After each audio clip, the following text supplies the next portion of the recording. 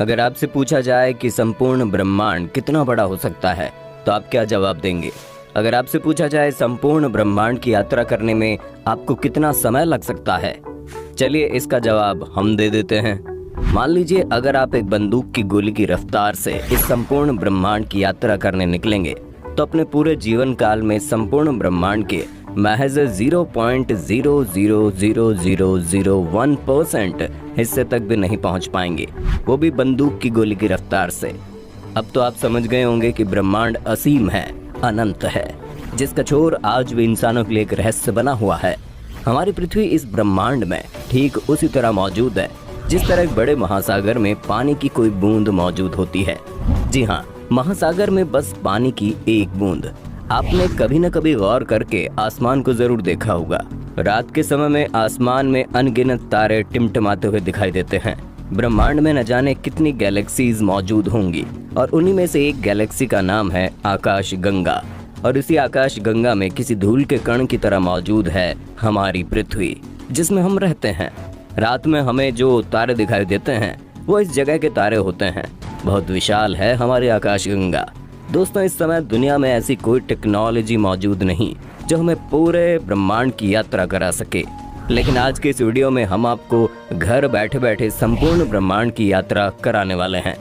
आप बिल्कुल रिलैक्स हो जाइए और दिल थाम के बैठिए, क्योंकि खतरों से भरा हुआ ये सफर अब शुरू होने वाला है। और अब हम अपनी पृथ्वी को छोड़कर जा रहे हैं और ये देखिए, पृथ्वी से थोड़ी ही ऊंचाई पर जाने पर नीले और हरे कलर की एक परत दिखाई देने लगती है। और अब हम पहुंच चुके हैं इंटरनेशनल स्पेस स्टेशन पर। अंतरिक्ष में इंसानों द्वारा बनाई गई ये सबसे बड़ी चीज है। आपने कई हॉलीवुड फिल्मों में इसे जरूर देखा होगा।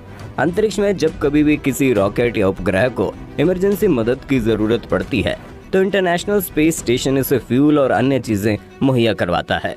आपको ये जानकर हैरानी होगी कि इंटरनेशनल स्पेस स्टेशन 27,580 किलोमीटर प्रति घंटे की रफ्तार से पृथ्वी के चक्कर काट रहा है और ये पृथ्वी की सतह से लगभग 400 किलोमीटर ऊंचाई पर घूम रहा है।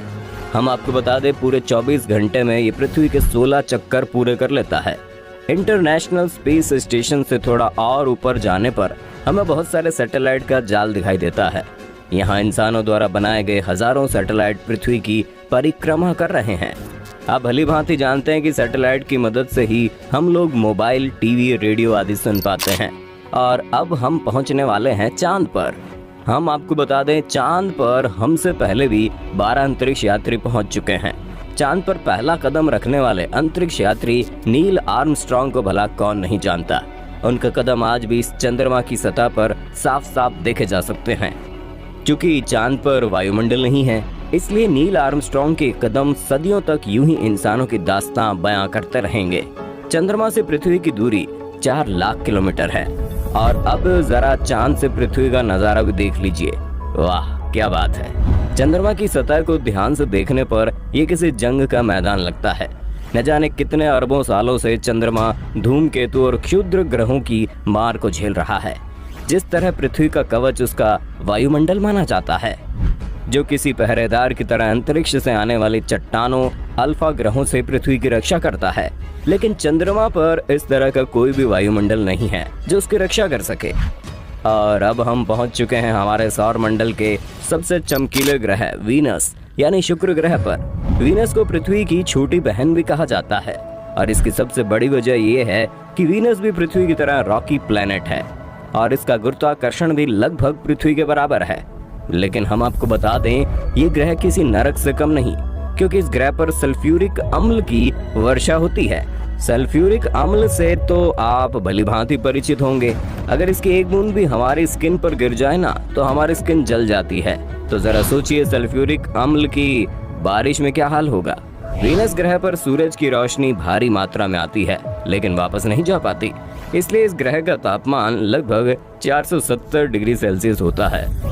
और यही कारण है कि वीनस ग्रह पर सबसे ज्यादा ज्वालामुखी पाए जाते हैं। वीनस प्लैनेट से आगे अब हम बुध ग्रह पर पहुंच चुके हैं। गौर से देखने पर इसकी सतह भी चंद्रमा की तरह दिखाई देती है।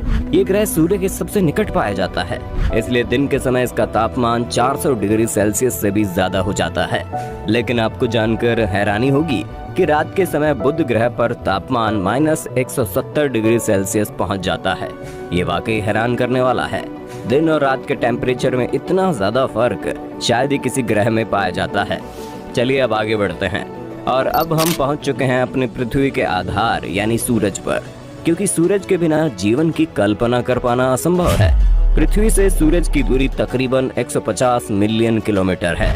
भले ही पृथ्वी से देखने पर सूर्य हमें एक फुटबॉल के बराबर दिखाई देता है, लेकिन ये इतना बड़ा है कि इसमें जाने कितनी पृथ्वियां समा सकती है। सूर्य की ग्रेविटी इतनी ज्यादा है कि पूरे सोलर सिस्टम को कंट्रोल कर रही है। सूरज के आसपास आज तक कोई नहीं पहुंच पाया, क्योंकि इसके अंदर इतनी गर्मी है कि ये कायनात की किसी भी चीज को महज कुछ ही माइक्रो सेकंड्स में पिघलाकर पानी कर सकता है।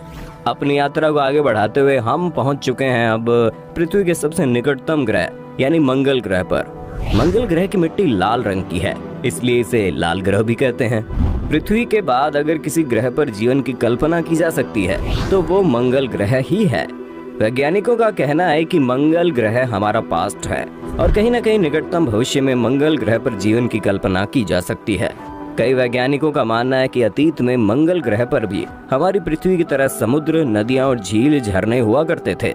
बहुत सारे वैज्ञानिकों ने मंगल ग्रह पर डेरा डाल कर रखा है और वो लगातार रिसर्च कर रहे हैं ताकि निकट भविष्य में मंगल ग्रह पर बस्तियां बसाई जा सकें। मंगल ग्रह से जाने से पहले हमें ओलंपस पर्वत को जरूर देखना चाहिए। ओलंपस पर्वत ज्वालामुखी से बना हुआ एक प्राचीन और हमारे सोलर सिस्टम का सबसे ऊंचा पर्वत है। इसकी ऊंचाई 25 किलोमीटर से भी ज्यादा है, जो हमारी पृथ्वी के माउंट एवरेस्ट से करीब 3 गुना ज्यादा ऊंची है। जिस तरह पृथ्वी से आसमान के तारे दिखाई देते हैं, ठीक उसी तरह मंगल ग्रह से हमारी पृथ्वी तक एक छोटे बिंदु की तरह दिखाई देती है। और अब आप थोड़ा सावधान हो जाइए, क्योंकि अब हम मंगल और बृहस्पति के बीच पाए जाने वाले क्षुद्र ग्रहों के बीच पहुंच चुके हैं। और ये है हमारे सोलर सिस्टम का सबसे बड़ा ग्रह जुपिटर। और ये जुपिटर की सतह पर पाया जाने वाला धब्बा लाल कलर का, जो हमारी पृथ्वी से 3 गुना ज्यादा बड़ा है। और अब हम पहुंच चुके हैं सौरमंडल के सबसे खूबसूरत ग्रह शनि पर। इसके चारों ओर रिंग जैसी आकृति का ये वलय वाकई में देखने लायक है। आपको ये जानकर हैरानी होगी कि शनि ग्रह के छल्ले उसकी सतह से लाखों किलोमीटर ऊपर तक फैले हुए हैं। यूरेनस और नेपच्यून को पार करने के बाद और प्लूटो से गुजरते हुए अब हम अपने सोलर सिस्टम से बाहर इंटरस्टेलर स्पेस में प्रवेश कर चुके हैं। यहाँ हमारी मुलाकात होती है वॉयागर 1 स्पेसक्राफ्ट से। ये एकमात्र क्राफ्ट है जो इंसानों द्वारा बनाई गई सबसे दूर मौजूद चीज है। इस समय पृथ्वी से 19 अरब किलोमीटर दूर पहुंच चुका है। अपने इस रोमांचकारी यात्रा में हम इतने आगे आ चुके हैं कि यहाँ से हमारी पृथ्वी आंखों से ओझल हो गई है और सूर्य किसी बिंदु की तरह दिखाई दे रहा है। लेकिन अभी भी इतनी दूरी पर सूर्य की ग्रेविटी महसूस की जा सकती है। धूमकेतु का एक विशाल बादल हमारे सौरमंडल को चारों तरफ से घेरे हुए हैं, जिसमें अरबों खरबों धूमकेतु मौजूद है। और ऐसा माना जाता है कि सूर्य का गुरुत्वाकर्षण यहीं पर आकर खत्म हो जाता है। हमारी साइंस और टेक्नोलॉजी यहीं पर आकर खत्म हो जाती है। और अब हम अंतरिक्ष के एक ऐसे भाग में प्रवेश करने वाले हैं जहां पर घोर अंधेरा है। और अब हम अपनी पृथ्वी से बहुत बहुत बहुत दूर आ चुके हैं, लेकिन ब्रह्मांड के सापेक्ष अभी हमने पहली सीढ़ी भी पार नहीं की। और अब हम अपने पड़ोसी सोलर सिस्टम में प्रवेश कर चुके हैं और इस तारामंडल का नाम अल्फा केन है। सूर्य की किरणों को पृथ्वी तक पहुंचने में मात्र 8 मिनट 3 सेकंड का समय लगता है। उन्हीं सूर्य की किरणों को यहाँ तक पहुँचने में 4 साल 3 महीने का समय लग जाता है। अब तो आप समझ गए होंगे कि हम अपनी पृथ्वी से कितनी दूर आ चुके हैं। और अब हम अपने पृथ्वी से 20 प्रकाश वर्ष दूर गिलीस 581 तारामंडल से गुजर रहे हैं।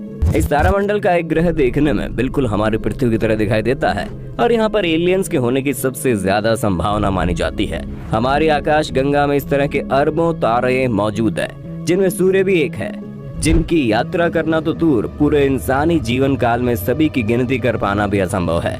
अब हम अपनी मिल्की वे से बाहर निकल चुके हैं और इंटर गैलेक्टिक स्पेस में आ चुके हैं। यहाँ पर हमारा मिल्की वे गैलेक्सी से भी बड़ी बड़ी अरबों गैलेक्सियां दिखाई दे रही हैं। अरबों गैलेक्सियों के इस झुंड को लोकल ग्रुप के नाम से जाना जाता है। और अब हमें दिखाई दे रहा है विर्गो सुपर क्लस्टर, जिसमें सैकड़ों लोकल ग्रुप शामिल है। वर्गो सुपर क्लस्टर 110 मिलियन प्रकाश वर्ष में फैला हुआ है। 110 मिलियन प्रकाश वर्ष, जरा सोच समझकर काउंट करना दोस्तों। अपनी यात्रा को और आगे बढ़ाने पर हमें वर्गो सुपर क्लस्टर जैसे अनगिनत सुपर क्लस्टर दिखाई दे रहे हैं और इस समूह को नाम दिया गया है लैनिएकिया सुपर क्लस्टर। हमारी यात्रा भी तो शुरू हुई है और आगे बढ़ने पर लेनिया की सुपर क्लस्टर जैसे अरबों सुपर क्लस्टर दिखाई दे रहे हैं। और ये रहा हमारा मानक ब्रह्मांड, जिसमें हमारा लेनिएकिया सुपर क्लस्टर एक छोटे से बिंदु के समान दिखाई दे रहा है। और अब अगर मैं आपसे पूछूं इसमें हमारा सौरमंडल कहाँ पर है, चलिए सौरमंडल तो दूर, अगर मैं आपसे पूछूं इसमें हमारी मिल्की वे कहाँ पर है तो आप डेफिनेटली नहीं बता पाएंगे। और ये हमारा अनुमानित ब्रह्मांड है। कई वैज्ञानिकों का कहना है कि हमारे ब्रह्मांड के अलावा और भी कई अनंत ब्रह्मांड हो सकते हैं जिनका आज तक हमें कोई अंदाजा नहीं।